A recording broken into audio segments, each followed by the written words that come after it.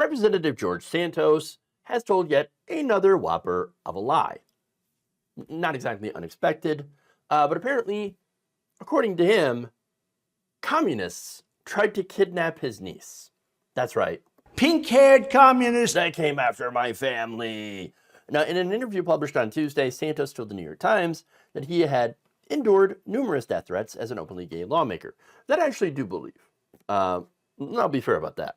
But he also suggested that his hardline stance against the Chinese Communist Party made him and his young niece a target.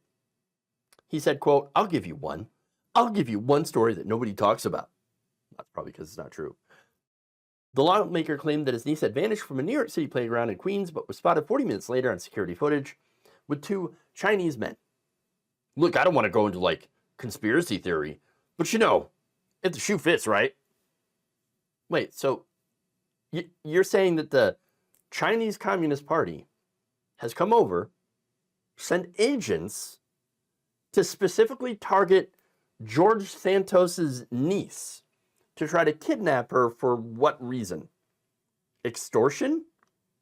I don't understand. It doesn't make any sense. But hey, you never know, right? You never know what those pink-haired communists what they're capable of. What? Look, now the Times, of course, had contacted a high-ranking law enforcement official who had confirmed that police officers had actually taken time out of their day to investigate this. Yes, that's right. Kidnapping, very, very serious issue, right? So if there's an alleged kidnapping, of course they're going to investigate, especially for a congressman's niece. Very, very important stuff, right?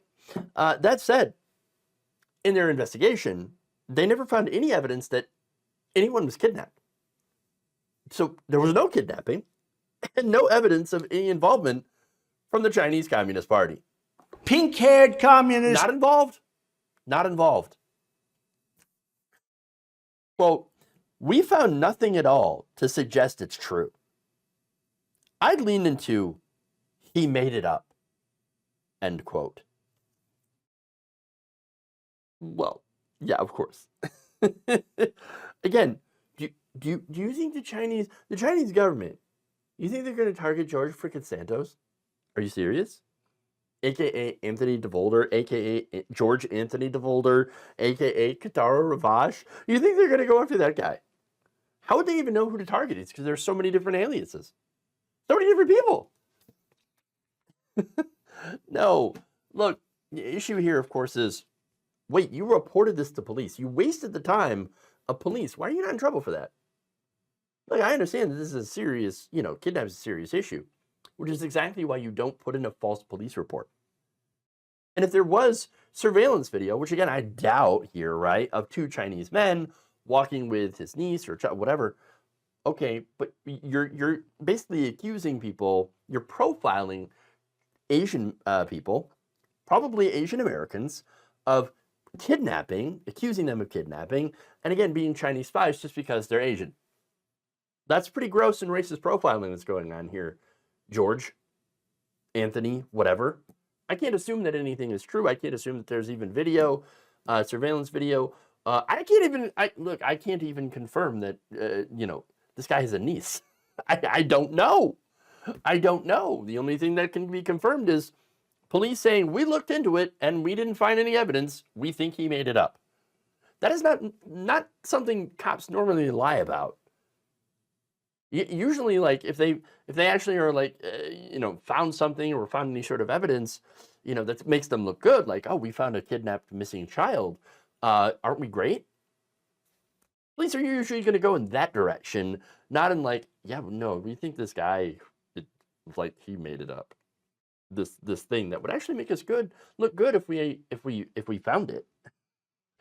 So that said, Santos, getting back to things that have actually happened to him, he was threatened. He has been sent death threats. The Times noted that a Florida man was charged for allegedly threatening to bash his head in with a bat, saying that he didn't want Santos to represent the gay community. So that's real, and you shouldn't send people death threats.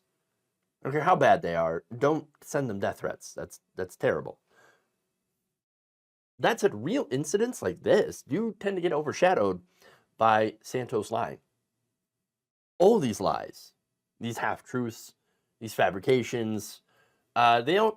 They really go, end up hurting him in the long run because he's a serial liar and now is an alleged criminal due to a lot of his lies.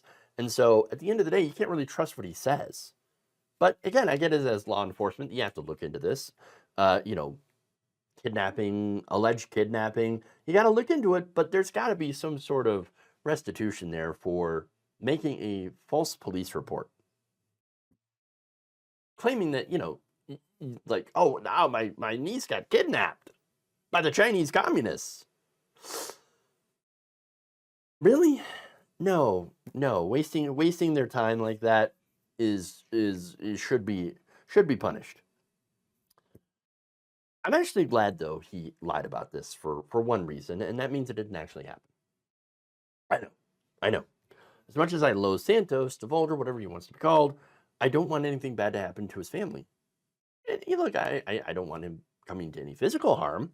What I want really is for this guy to be held accountable if he is indeed guilty of the crimes that he's been accused of, and removed from power if that happens to be the case. And if it's not the case, if he somehow is innocent, which I highly doubt, but if he is, then he at least gets voted out of power, and we no longer have to be concerned or worry about, his next whopper of a lie. That's all I'm hoping for.